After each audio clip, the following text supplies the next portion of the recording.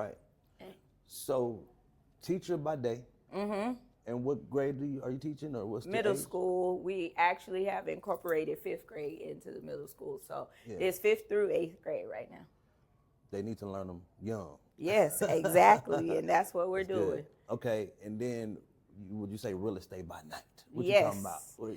So I am a full-time real estate agent as well. Not only do I feel like real estate is my ministry, it's a service that I give back. I'm all about serving my community. So I educate families on the benefit of real estate. I have a program called From Credit to Close.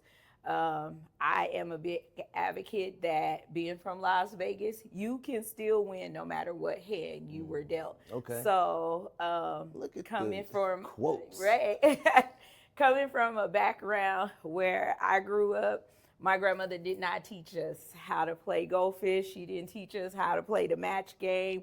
We learned how to play blackjack. And so with that being said, it's actually helped me through my life process because it showed me strategy. It showed me the thought process, thinking about your next move, understanding your next move. And so with that, I teach families how, no matter whether you came from a background where you were not taught to manage your money well, you were not taught the benefit of good debt, you were not taught good behaviors when it comes to financial literacy in general. So I give back through my real estate by teaching financial literacy, standing on Proverbs 13:22, a wise man leaves an inheritance to his children's children. So no matter where you come from or where you're going, you can still win with the hand you were dealt. It just starts with that first investment in real estate. It starts with the mindset, obviously. So where did you get the real estate auntie nickname from? Where that phrase come from? And is that your brand? That is my brand, but about 18 years ago, I had a niece, and I thought that being a mom was like an absolute joy. Like that's a title that everybody does not get. But it was just something about when my niece started to call me TT Markey, TT Markey, TT Markey, and becoming an auntie, it was one of those things that I give back, and it's a safe place. Okay. And so many people in the community look at me as an auntie. And so I said, oh, I love that. So I was traveling to Jackson State with some family and, well, friends, a group of women, and we all had these shirts that said auntie. And so my cousin comes back and she was like, girl, I'm the marketing auntie. And I was like, and I'm the real estate auntie. And it stayed with me unknowingly that it was going to become my real estate brand. As my community nieces and nephews, no matter what age, I began to realize how many people looked up to me as an auntie. So it stayed with me, and it's become my brand, and it's become who I am. There's 3 things I love in life: family, sports, and a good brunch, which says auntie all over it, right? So the real estate auntie has stayed with me, and I'm living my best life with it. That's right. Yes. So you're also a minister. Absolutely. As I recall, you didn't want to actually speak in front of crowds. I did not. That was something that was not on your roster of It things wasn't. to do. It was not. So can you give me a little background on how you ended up being a minister, and how did you come out of that shell for maybe some people are in that right now? Right. They know it's their calling. Absolutely. But they being held back. So what happened with you? Yes. So it's so funny we talk about being held back, because yesterday I was literally just talking to my daughter about being unstuck, people getting into those positions where they're unstuck. And so when we decided to think about it, well, when we thought about it and we talked about it, being stuck typically ties to a lack of confidence. Okay. So that was my thing. I knew all my life that I had a calling on my life, right? I knew that ministry was a part of me. And so with that being said, I ran from that calling for a really long time. And once I began to walk in that door, girl. Yeah. Once I began to walk in the calling, I began to see the doors that were open and the opportunities. And so it really, again, falls back to the mindset. So many people always spoke over my life and were like, you're the one in your family. You were the one that was called. You were the one that's going to change the walk in your family. You were the one. And so I believed it, but I was still fearful in walking in it. And when I began to get in the right place, my current church, Bondage Free Worship Center, they nurtured my calling and they really pulled the calling out of me to where I had no choice but to boldly walk in what God had called me to do. I want to give a shout out to our leaders. Absolutely. Pastor Anthony Rankin and Lady Ev. Yes, yes. Also, Assistant Pastor Greg DeVille. Yep. So when I began to just do what I needed to do, my walk got bolder and bolder and bolder. And so now, not only do I minister and be in 2022, I became a licensed minister. Okay. But I've recently became a full-time prayer leader for the Reignited Prayer Call. And so every Friday I'm on the Reignited Prayer Call leading the prayer.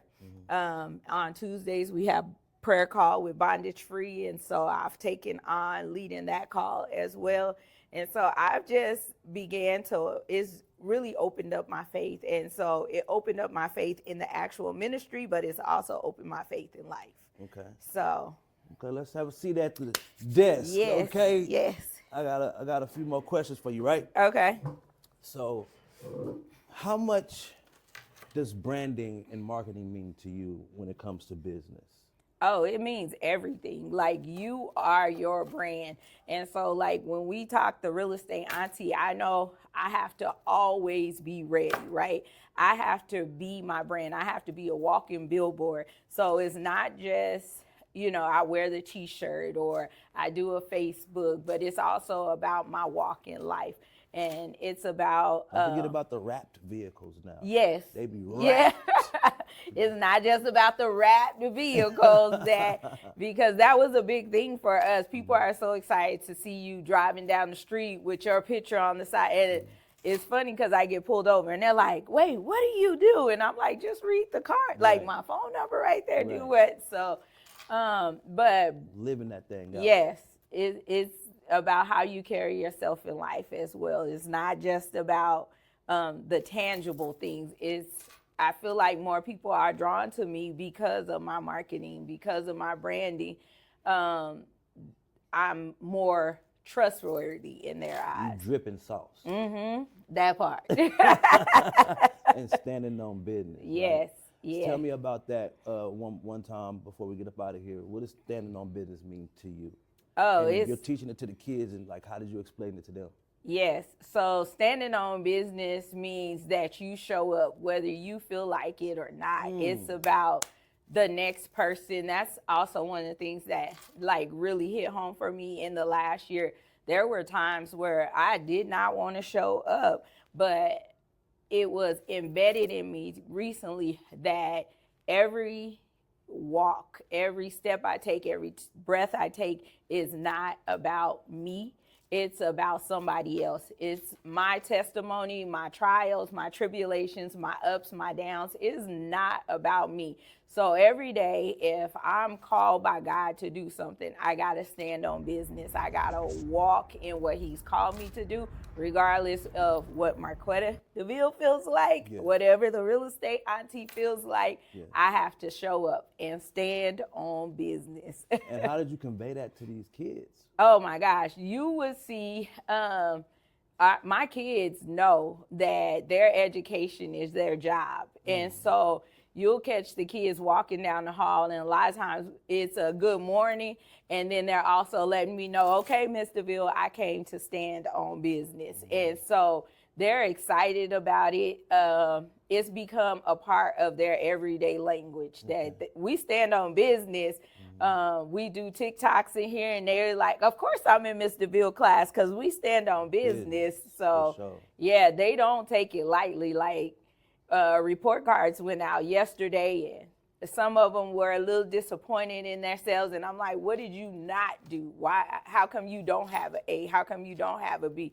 Said, Mr. Bill, I didn't stand on my business like I was supposed to. So they take it personal. How does one, or first of all, let me get here. What events do you have coming up in 2025, at least the first or second quarter? So when this comes out, they can either be ready to sign up, or they about to get on your coattail about it. Okay, so I have relaunched the Wealth Mindset Brunch, which is a series of brunches leading to the Wealth Mindset Conference. The conference was typically held in April this year as I planned out my business year, because planning is everything. I decided to do 3 brunches touching on the topics that they will get in the Wealth Mindset Conference. So the conference is now going to be in October, hot off the press. Hey, It'll that's be exclusive. right, exclusive. So hot off the press, the conference is going to be in October of 2025, but every quarter, second month of the quarter is the Wealth Mindset Brunch. The first brunch that we have coming up is dealing strictly on purpose, because your wealth is your purpose, right? And so not only will we talk purpose in this first conference, we'll also, or the first brunch, we'll also talk about like how to play the hand you were dealt. In life, you might get 2 face cards and feel like you're about to bust, but God is saying not so. And so we're gonna cover that from some business owners who were dealt 2 face cards, but they had to figure out how to use the gifts and their purpose that they were given to stay in the game, to stay relevant in the game. So our first brunch is happening February of 2025, May of 2025, and then in July of 2025 is the second one. And that's going to ship us on over to October. Absolutely. The Wealth Mindset Conference. Absolutely. All right. And so how do people get in contact with you so that way they can keep going forward with your brand? So I can be found on all social media platforms, including LinkedIn as the Real Estate Auntie, or Marquetta DeVille. I do have a personal page on Facebook if they just want to follow me personally, but business-wise, I'm the Real Estate Auntie on all social media platforms. Absolutely. Is there any last words you want to give to these people before we get up out of here on Hot See What I See Jones Walk and Talk? Okay, so again, I grew up playing blackjack as a kid, so I want you guys to know it's all about the decisions that you make with the hand that you were dealt. You're walking by faith, and so the 2 cards that you may get may look like a queen and a king, and you feel like you should stand, but God is saying, no, I want you to tell the dealer to hit you one more time. And so with that one hit, I want you to know it's up to you what you do with that additional card. So in this game, it's all about knowing that you can still win no matter what hand you were dealt. Well, you heard it from the Real Estate Auntie. Absolutely. Make sure y'all tap in. Get to those brunches, get to the conference. It's going up 2025. Look alive, we thrive. I See What I See Jones, we outside.